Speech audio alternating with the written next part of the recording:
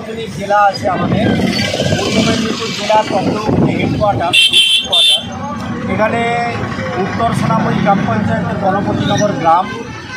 আমরা এখানে বারবার সনাতনীদের আক্রমণ হতে দেখেছি।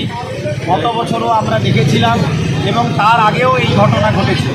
এখানে কিছু দুষ্কৃতিকারী আছে, তারা বারবার সনাতনীদের উপর আক্রমণ করে। গত বছর কালী পুজোতে একটা জায়গাতে সুরেশবাবুর আসার কথা ছিল।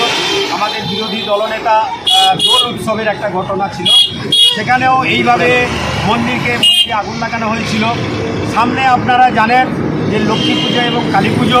আমাদের এই গণপতিনগরের একজন ঠাকুরের মিস্ত্রি অনিল চাকরা, যার এই নারকেলদা মোড়ে ন্যাশনাল হাইওয়ের পাশে একটি ঠাকুর তৈরির কারখানা আছে।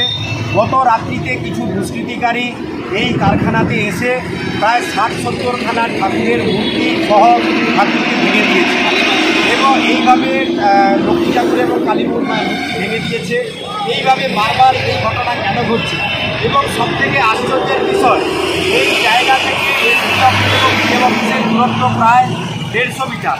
এই 150 মিটার বা 200 মিটারের মধ্যে বারবার এই ঘটনা ঘটছে, অথচ পুলিশ প্রশাসন কোনো এক কারণে চোখ বন্ধ করে বসে আছে।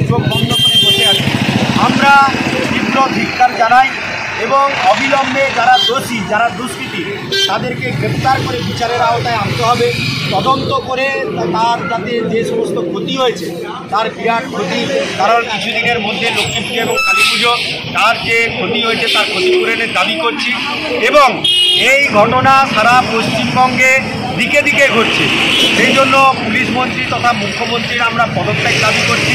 আগামী দিনে যাতে এই ঘটনা না ঘটে, এই দাবি জানিয়ে আমরা আজকে ন্যাশনাল হাইওয়ে অবরোধ করলাম এবং পুলিশ প্রশাসনকে আমরা বললাম, আগামী দিনে যদি দুষ্কৃতিকারী গ্রেপ্তার না হয়, আমাদের এই আন্দোলন আরও জোরদার হবে। আমরা এই জোরদার আন্দোলন করব এবং দিকে দিকে এর বিরুদ্ধে প্রতিবাদ আমরা ছড়িয়ে দেবো, সংগঠিত করব। তাই পুলিশ প্রশাসনের কাছে আমরা দাবি জানাচ্ছি, অবিলম্বে দুষ্কৃতিকারীদের গ্রেপ্তার করে তাদেরকে উপযুক্ত শাস্তি প্রদান করতে হবে। সেই সঙ্গে অনিল বাবুর যে ক্ষতি হয়েছে তার ক্ষতিপূরণ দিতে হবে।